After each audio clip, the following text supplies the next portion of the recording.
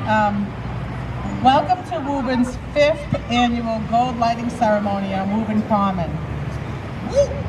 It's amazing this started 5 years ago. I want to thank Mayor Galvin for proclaiming September Childhood Cancer Awareness Month. Without his support and Tony's drive, none of this would have happened. This year, Mayor Galvin will be orating the proclamation first. There is also a special veterans ceremony to honor 45 Korean War veterans with the Peace Medal at the high school at 7 p.m. that he also needs to attend, but he felt this was important too and did not want to miss it. So thank you, Mayor Galvin, and All right. Welcome, everybody. First of all, it's great to be here and to recognize such an important group of young people, children whose lives are taken far too early by cancer, which is a terrible disease and hits across all people, but particularly when it hits the children, it's a tough thing. But you know, Brenda's been great on this 5 years ago. Brenda came to my office and spoke to Marie and I and asked if we would be considered doing Common Yellow to recognize children who were struck with cancer. And we thought it was a great idea and we embraced it. But Brenda, your drive and your leadership on this has been great, so thank you very much for what you do. Let's give Brenda a great round of applause. And of course, Tony, who's the national leader on this and has been responsible for getting yellow lighting all across the country to recognize children suffering from cancer. And of course, his son, Cole, who lost his battle a long time ago. Tony, we thank you for what you do, and we sympathize with you and feel your pain. Thank you. Also like to recognize a couple people here tonight who have made this event possible. Of course, we've got Lenny Burnham from the DPW, Assistant Superintendent, who's worked on this. Frank Lombardo and Todd Peich, who have set up the speakers. Thanks, Frank and Todd. I'd also like to recognize a couple of aldermen who show up for all the events. Lindsay Higgins from Ward 7 and Eddie Tedesco from Ward 6. Thank you, you two as well. And Chief Ferrulo, I'd like to thank the Chief for his efforts as well. He's up at the high school as well. His father is actually receiving a medal as a Korean vet, so he's up there now, and we'll join him soon. And lastly, Marie Lingblom, my assistant, who makes everything happen in my office. Thanks, Marie. So I'd like to read this proclamation in honor of our children. Whereas an estimated 16,000 children will be diagnosed with cancer this year alone, a staggering and heartbreaking statistic by any measure. And whereas cancer is the leading cause of death by disease in children under the age of 15 in the United States. And yet, only 3 new drugs have been approved by the FDA for specific treatment of pediatric cancer in the last 20 years. Whereas Childhood Cancer Awareness Month is a way to join other communities across the nation to help these children by shining a light on the urgent need for research and new cures, specifically aimed at childhood cancer. And whereas the Woburn Childhood Cancer Awareness Committee came together when a Woburn native son tragically lost his battle with cancer. And a cancer research organization, Smiles for Cole, was created in his memory to benefit others.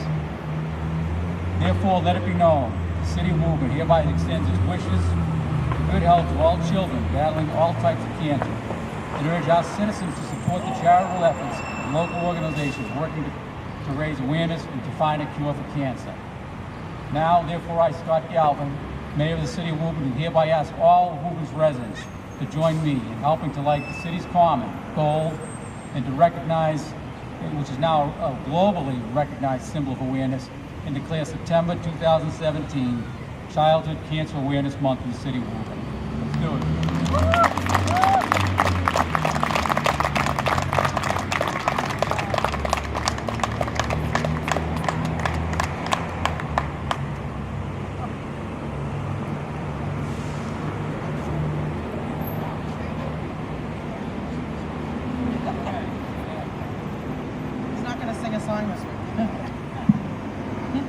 Thank you, Mayor Galvin. And thank you all for coming to honor the kids that are battling this disease and remembering the heroes that have become angels. These fallen warriors often become the surviving family's driving force to create fundraisers to help future children battling this disease. They realize children can't fight cancer alone. Lots of research dollars are privately funded by these families, which is much needed since the National Cancer Institute only puts aside 4 cents of every dollar to all 12 childhood cancers. I became aware of this cause while watching a schoolmate's son battle for his life with this horrible disease. Sadly, Cole Stoddard lost his battle with cancer, but his family has made it their mission to make September go gold in honor of all the heroes and warriors who have fought cancer in their young lives. Today you will hear from Tony himself and about his courageous undertaking of the Appalachian Trail. You might ask yourself, why is childhood cancer different? Children are not just smaller adults. Most adult cancers can be diagnosed early. In 80% of kids, cancer has already spread to other areas of their body by the time it is diagnosed. The causes of most childhood cancers are unknown and are not strongly linked to lifestyle or environmental risk factors, unlike many adult cancers. Of course, in Woburn's past history of tanneries, we've had an abnormally higher share of childhood cancers.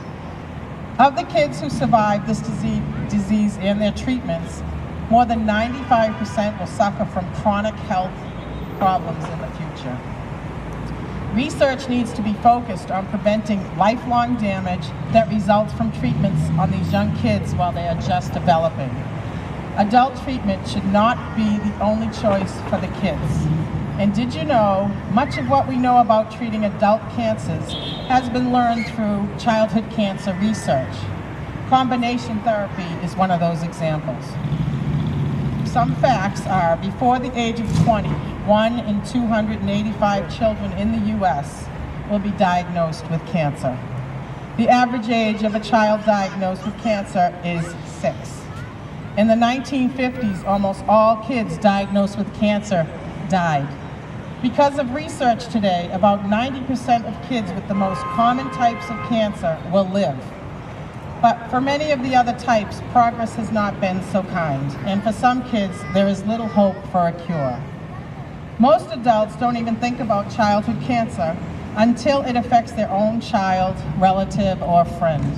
The symptoms in children: fever, swollen glands, anemia, bruises, and infection are common symptoms that are often overlooked in the early stages. They are often treated as other routine childhood illnesses. You must be your child's advocate. If you feel something is not right, keep asking questions. Tony kept saying he was going to do something big for Cole. And every year, more and more gold has been shown in September. This year, Tony embarked on his 5 million Steps for Children Cancer on the Appalachian Trail.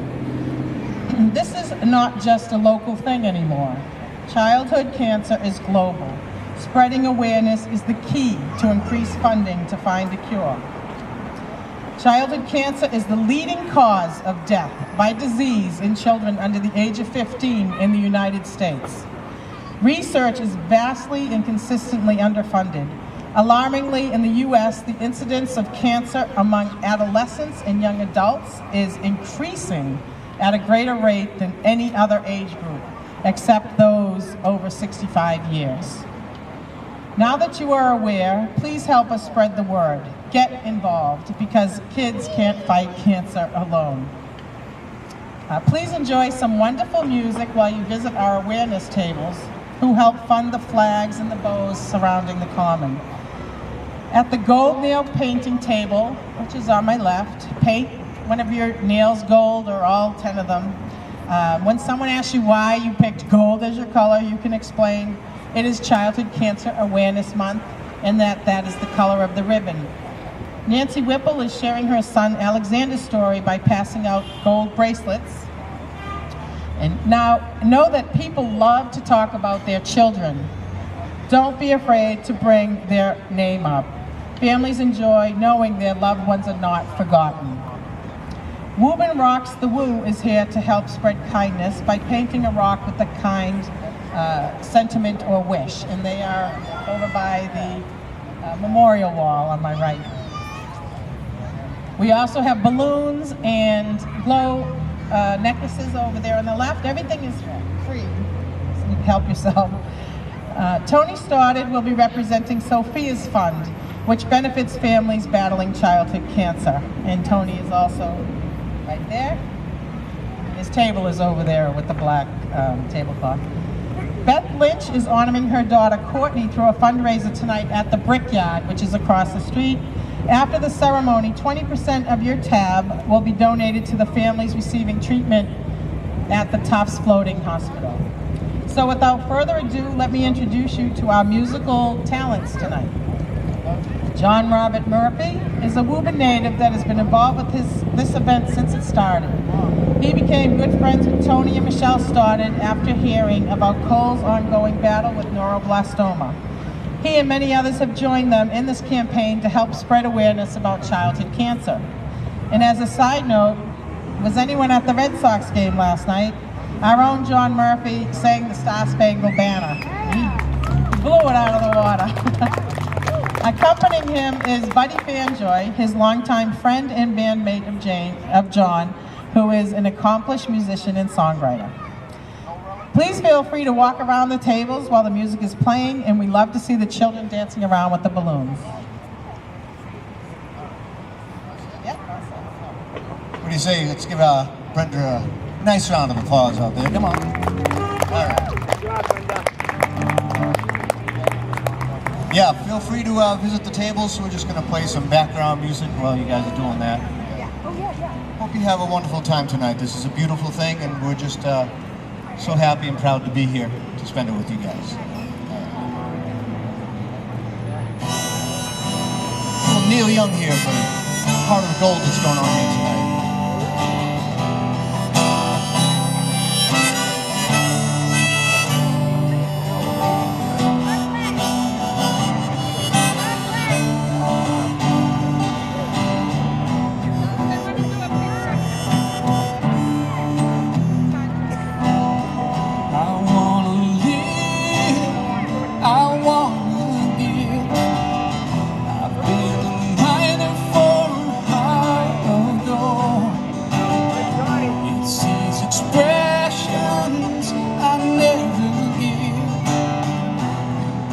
Searching for the heart of gold, and I'm getting old. Keep me searching for the heart of gold, and I'm getting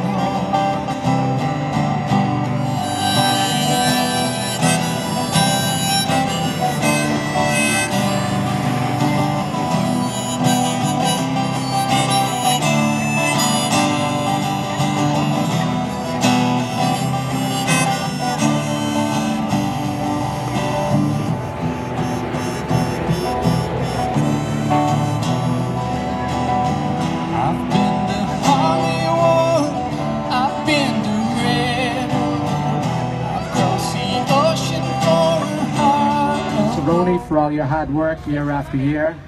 Thank you, John Murphy and Buddy Fanjoy, for the beautiful music. And thank you to everyone for being here tonight in support of our kids. On April 15th, I began an attempt to hike the entire 2,200 miles of the Appalachian Trail to try to raise awareness and funding for kids fighting cancer. I was sent out on the trail after receiving a sign from my son Cole a year before. When I asked Cole what he wanted me to do next to keep my promise to him to do something big in his memory, and he sent that sign to hike the AT, I looked up at the sky and I said, "Really, Cole?" Before hiking the Appalachian Trail, the highest I had ever climbed was Bucky's Hill next to the Woburn Boys Club. What did my son have in mind? He was sending me into the wilderness for months to climb 3,000, 4,000, 5,000, even 6,000 foot mountains. Well, a promise is a promise. So on April 15th, I began my journey on Springer Mountain in Georgia and headed towards Maine. For the first 3 weeks, I often thought of quitting. I was out of shape, every part of my body hurt, I missed my family terribly, and I faced a great deal of severe weather. By the 4th week, I dropped 20 pounds, my legs got stronger, and I began to believe I could actually make it all the way. Then in the 5th week, bad luck struck. I took a nasty fall in Tennessee and damaged my knee. I hiked another 160 miles before my knee could not handle anymore. I was crushed. I had promised kids fighting cancer 5 million steps, and my hike was ending after taking just over 1 million of those steps. When I returned home, I went through a period of depression, but after a while I started to realize what I had truly accomplished and what amazing things I had learned on the trail. On the second day of my hike, we set up our tents in a valley. That night, a terrible thunderstorm hit us. I was curled up in my tent as lightning struck nearby, and tree branches were falling dangerously close. This was the first time that I thought I could die out there. Suddenly a thought came to me. Regardless of what happened around me, I understood I was helpless to do anything about it. I said out loud, "It's in your hands." A feeling of peace came over me and I fell asleep, worrying no more. If we give up control of things that are out of our hands, we lose the fear of those things. I started to think, can I let go of the grief of losing my son in the same way? As I hiked each day, waves of grief would wash over me. And each time they did, I repeated, "It's in your hands." And the waves would lessen. I'm not an overly religious person, but I do believe in a higher power. And giving up ownership of my fears, pain, and grief to God helped me get through each day. It's something I continue to work on. That is the first thing I learned on the trail. The second thing I learned on my trek is that less is better. Carrying 30 to 40 pounds on your back for 10 to 20 miles a day, up and over tall mountains, takes a toll on you. Every time we reached the town along the way, I got rid of things in my backpack that I found I didn't really need. I would give things to other hikers who needed them. The more I gave up, the better I felt and the easier my journey became. We spend our lives accumulating material things, but sometimes they become more of a burden than a blessing. The true blessing is giving to others. Those are just two of the many lessons I learned along the way. I hope those lessons can help others who are hurting and looking for ways to lessen their own pain and burdens. The most important lesson I learned is that my son wanted me to take this journey, not just to raise awareness and funding, but to teach me that it's not good enough just to survive in our time here on Earth. Life is to be lived passionately. We need to push ourselves further than we think we can go, take risks without fear, and especially to give love and smiles to others freely without any expectation of anything in return. Thank you everyone for being here tonight as we honor and remember all kids affected by cancer. And thank you, Cole, for sending me to the Appalachian Trail. I'll be back to the trail next year to continue taking 5 million steps for our kids. And I'm excited to see what more we'll learn each step of the way. Smile, be happy.